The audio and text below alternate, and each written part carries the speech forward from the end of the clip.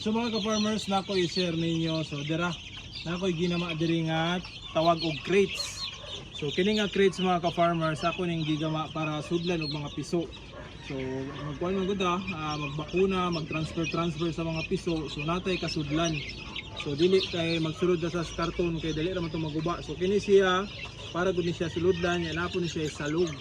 Manglusot ra ang iti sa lalom. So kung mahuman ta gamit, pwede ra nato ni hugasan, isprayhan. Good to go na ni. So muna siya ang crates, mosulod ni siya og tag 40 heads, ngani kadago nga piso, 40. So easy access ra. Dili pud sayon nga maguba kay kuan man natong gigamit ang steel screen nga alambre. So muna siya karon magbakuna mi muna among gigamit para pagbakuna busog balik dali na kayo. Alright, so muna siya share lang nako. Daghang salamat. Umaalsa-alsa ra po ni siya.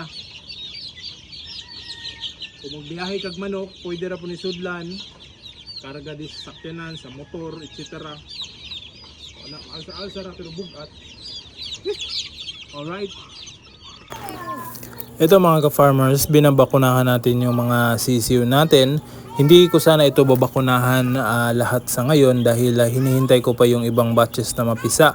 Pero may bumili sa atin ng mga white leghorn na mga sisiw at magpapabakuna yung bibili. Kaya binakunahan na lang natin yung mga sisiw natin lahat para naman hindi masayang yung bakuna dahil madami naman ito. At yung nabili na sisiw na mga white leghorn ay yun yung priority na bakunahan natin. Yung natira ay babakuna natin dito sa iba nating mga sisiw.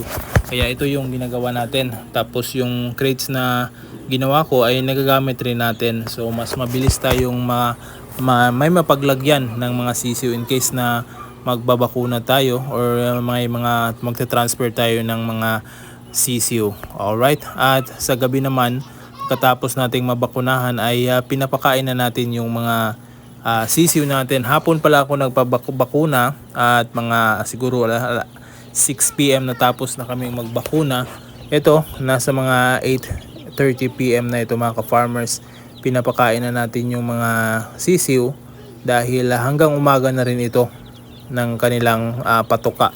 At yan yung binibigay natin dito sa mga G-fowl natin. Yan yung salto na feeds na ginamit natin sa kanila para naman mas maganda yung kanilang pangangatawan dahil mga G-fowl nga sila. At yung sa mga sisiw naman natin na gaya nito white leghorn at mga heritage ay binibigyan natin ito ng Integra 1000.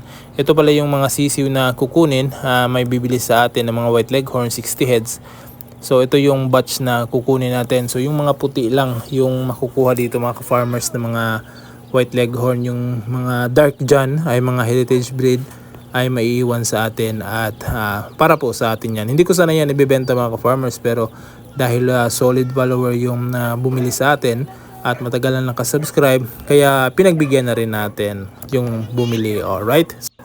So ito na kumakain na yung mga sisiw natin at yung ibang sisiw pa natin dahil yung mga sisiw natin nasa mga 500 heads na yung mga sisiw natin dito. At yung mga 90 to 100 heads ay yung mga G-fowl natin. So nasa mga 400 yung mga heritage breed at yung G-fowl ay nasa mga 100 heads. At meron pa tayong dalawang batches dito sa mga G-fowl natin. At dalawang batches din doon sa mga white leghorn at saka yung heritage breed. At ito naman yung mga sisiw natin na nasa labas. Yan, sobrang dami mga ka-farmers. Yung iba dyan ay sineseparate ko na yung mga lalaki at saka babae. At ito yung iba na mga sisiw. Nasa mga 95 heads lang din nandito sa brooder na ito. Pinapalitan natin ng tubig at saka binibigyan natin ng patuka para meron silang makakain hanggang umaga. At yung ilaw naman nila ay hanggang umaga na rin yan. Kinabukasan ko na yan papatayin yung ilaw para naman makakain yung mga sisiw natin sa gabi. Kung mapapansin nyo, nagsisikipan sila pero ayos lang din yan dahil ventilated naman. So nakakahinga naman yung mga sisiw kahit nagsisikipan sila ay ayos pa rin sila dyan dahil yun nga ventilated yung yung sahig nila is open na screen so hindi mainit sa loob.